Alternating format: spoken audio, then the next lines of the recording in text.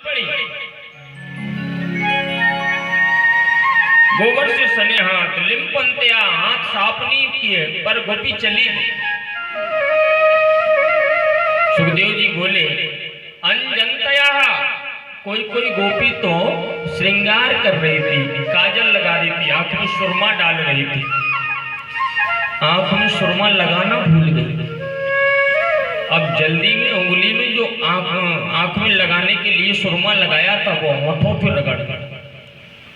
बंसी सुनी, जल्दी बहुत जल्दी है गोपियों को, आंख में लगाने वाला सुरमा जल्दी से होठों पे रगड़ के भाग खड़ी हुई। कोई कोई गोपी तो गौशाला में गाय धोने के लिए जा रही थी पर गौशाला का रास्ता भूल गई, हाथ में बाल्टी टांगी सीधी भगवान के पास पहुंच गई, बाल्टी लेके गोविंद के पास पहुंच गई। ऐसी अद्भुत दशा में गोपियों को भगवान ने देखा। भगवान मुस्कुराए और मुस्कुरा के बोले स्वागतम भो महाभागा, हे महाभागाओ स्वागत है, स्वागत है। मैंने आज तक ऐसा दर्शन नहीं किया, मैंने आज तक ऐसा श्रृंगार नहीं देखा जैसा आज तुमने किया है, इसलिए स्वागतम भो महाभागा, आओ हे महाभागाओ आओ। मैंने कल बताया था कि भागवत में 3 ही महाभागा कहे गए, या तो गोपियों को भगवान ने महारास में महाभागा कहा है, या फिर बाल लीला में यशोदा को महाभागा कहा गया, या फिर रोहिणी को महाभागा कहा गया। 3 ही महाभाग हुए, क्योंकि इन 3 ने ही भगवान की विशेष लीलाओं का दर्शन किया है और किसी को नहीं मिला। इन तीनों को भगवान की विशेष लीला का दर्शन मिला, इसलिए भगवान स्वयं बोल पड़े स्वागतम भो महाभागा, हे महाभागाओ, आज हमने बुलाया और तुम चली आई, इसलिए तुम महाभागा हो।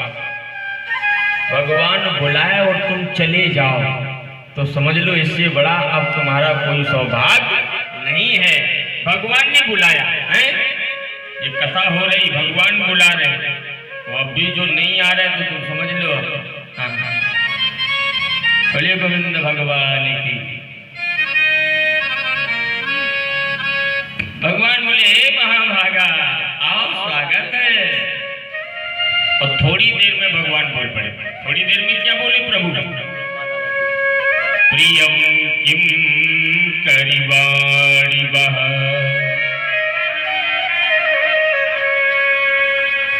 प्रियम किम करिवाणि वह, ए प्रियाओ तुम क्या करने आई हो?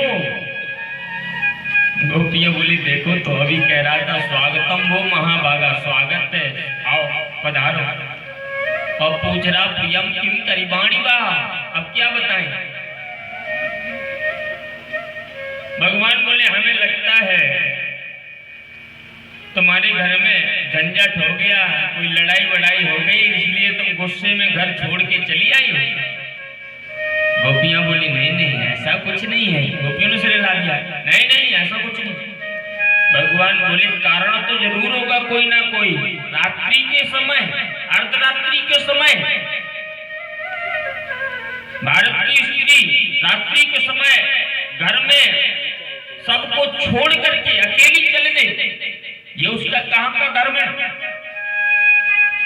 ये उसका धर्म नहीं है कि वो रात्रि में अपने पुत्र पति परिवार वालों को छोड़ के अकेली जाए, ये धर्म नहीं है भारतीय स्त्री का। भगवान बोले तो तुमने धर्म का उल्लंघन किया है।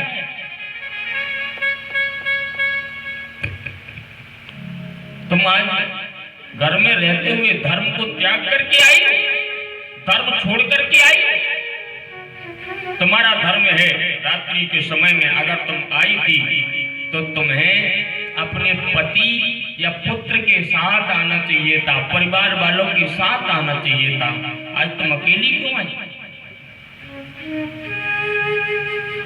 गोपी निरुत्तर खड़ी है, बोल नहीं पा रही। थोड़ी देर में गोपी बोली। गोपी बोली एक बात कहूं श्याम, अगर किसी पतिव्रता का पति परदेश चला जाए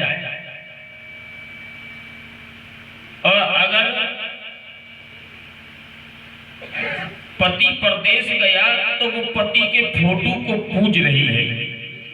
एक दिन वो फोटो की पूजा कर रही और वो पति लौट के आ गया, वो पूजा में बैठी है, पति दरवाजे पे कुंडी बजा रहा है।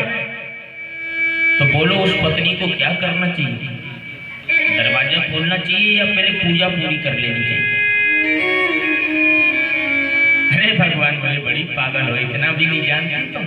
पूजा तब तक होती है, फोटो की पूजा तब तक होती है जब तक पति नहीं होता है, और जब पति दरवाजे पे खड़ा हो तो उस पत्नी का धर्म है कि पहले पति के लिए दरवाजा खोले। जब सामने पति खड़ा हो, असली पति आ जाए तो फिर नकली फोटो की पूजा करने की जरूरत नहीं है। गोपियां बोली बस यही तो हमारा हाल है, आज तक नकली फोटोओं की पूजा कर रही थी, पर आज असली जगतपति मिल गया, और जब जगतपति के सामने खड़ी हूँ, मेरा असली पति सामने खड़ा है, जगतपति सामने खड़ा है, तो बताओ अब जगतपति को छोड़ के क्या फोटोओं की पूजा करें?